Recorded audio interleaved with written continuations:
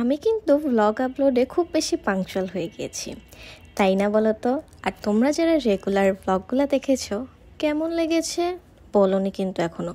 যাই হোক, বলতে হবে না। আমি কিন্তু তোমাদের সাথে একটু রাগ করেছি। বাদ দাও। দিনটি ছিল 17 তারিখ। সেই দিনে আমাদের কোনো ক্লাস ছিল না। সোমবার ছিল, মঙ্গলবারে আমাদের ছিল বসন্তের অনুষ্ঠান। বাসায় যেহেতু অনেক গেস্ট ভরা আর আমাদের রুমে আমরা নাই, সো নাচবো কীভাবে? দ্যাটস ওয়াই আমরা এত দূর 7 সমুদ্র পাড়ি দিয়ে ক্যাম্পাসে চলে গেলাম জাস্ট টু প্র্যাকটিস। কারণ বসন্তের দিন এত সুন্দর করে আমাদের ক্যাম্পাসটা সাজবে, ওই টাইমে যদি আমরা দুজন একটা বসন্তের পারফর্ম না করি কেমন দেখা যায়? এর জন্য কোনো কিছু না ভেবে দুজন একদম দৌড় দিলাম সকালবেলা। তো আমাদের প্র্যাকটিস টাইমে অনেক বেশি মজা হয়। সূর্য তো অলওয়েজ ফান করতে থাকে আর আমাদের ওই জায়গাটাতে অনেক গরম ছিল, দ্যাটস ওয়াই সূর্যর এই অবস্থা।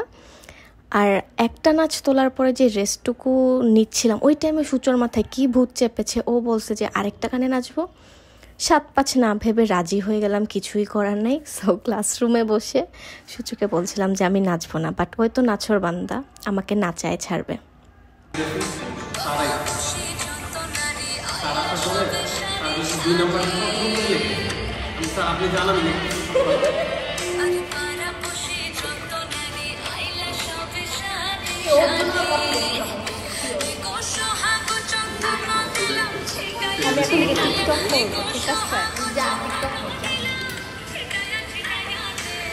কমলায় নৃত্য করে থমকিয়া থমকিয়া রে, কমলায় নৃত্য করে থমকিয়া থমকিয়া। সূর্যর জ্বালায় একদমই থাকা যায় না। যেহেতু আমি এই গানটাতে কোরিওগ্রাফি 2021-এ করেছিলাম, সেজন্য আমি একদমই ইন্টারেস্টে দেখাচ্ছিলাম না।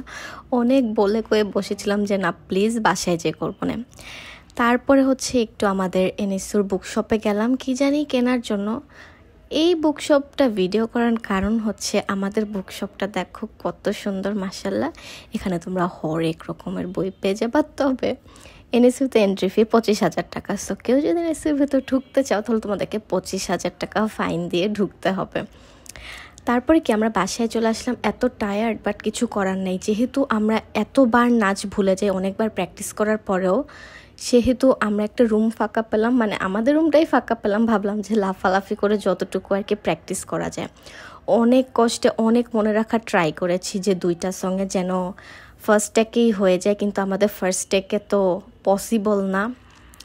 তো আর কি প্র্যাকটিস টাইমে আমি কতগুলো ভিডিও করে রেখেছিলাম। সূর্যর বাচ্চা যে কি মারামারি শুরু করে দিয়েছিল আমার সাথে, শুধু টাইম ওয়েস্ট। ওর সাথে মারামারি করতে যেয়ে পড়ার টাইমও চলে গেছে আর প্র্যাকটিসের টাইমও চলে গেছে। আর রিসেন্টলি কিন্তু আমাদের কুইজ, তারপরে অ্যাসাইনমেন্ট শুরু হয়ে গিয়েছে। সো আর কি বলবো।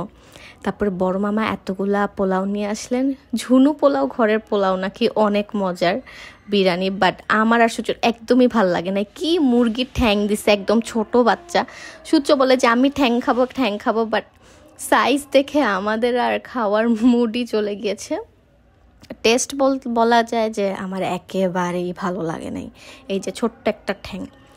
এরপরে ল্যাব রিপোর্ট লিখতে বসলাম। ভাবলাম যে আসো সবাইকে সুন্দর একটা গ্রাফ আঁকা শিখায় ফেলি রেকটিফায়ার সার্কিটের, এখান দিয়ে দিবা। তারপরে হচ্ছে গিয়ে উপর থেকে আমরা একটু মেজারমেন্টটা রাখবো, তারপরে দ্রুত করে এঁকে টেকে আমরা আবার হচ্ছে প্র্যাকটিসে চলে যাব। বিকজ বসন্তের দিন এত সুন্দর করে সাজবো, এক ঢিলে 2 পাখি না মারলে কি হয়।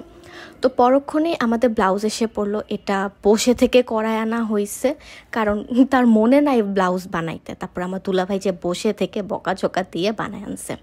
আর এই তো সূচর কেস স্টাডি নিয়ে ও এত প্যারা খাচ্ছিল, তার মধ্যে 2টা নাচ নাচবো, সকালবেলা উঠতে হবে তাড়াতাড়ি। তো তাড়াতাড়ি ওঠার জন্য ও ওই টেনশনে পারফেক্টলি শাড়ি পরার জন্য 2টা বাজে ঘুমায়। ঘুম আসে না কোনো মতে ঘুমানোর পরে ভোর 5টায় উঠে যায়। তো ওর শাড়ি পরাটা মাশাআল্লাহ খুব সুন্দর হয়েছিল। পরের দিনটা থাকবে বসন্তের পুরোটা দিন অনেক মজা করেছি আলহামদুলিল্লাহ। সো ওই ব্লগটা দেখার জন্য অপেক্ষা করতে হবে। আজকের ব্লগটা এ পর্যন্তই। Tata, bye bye.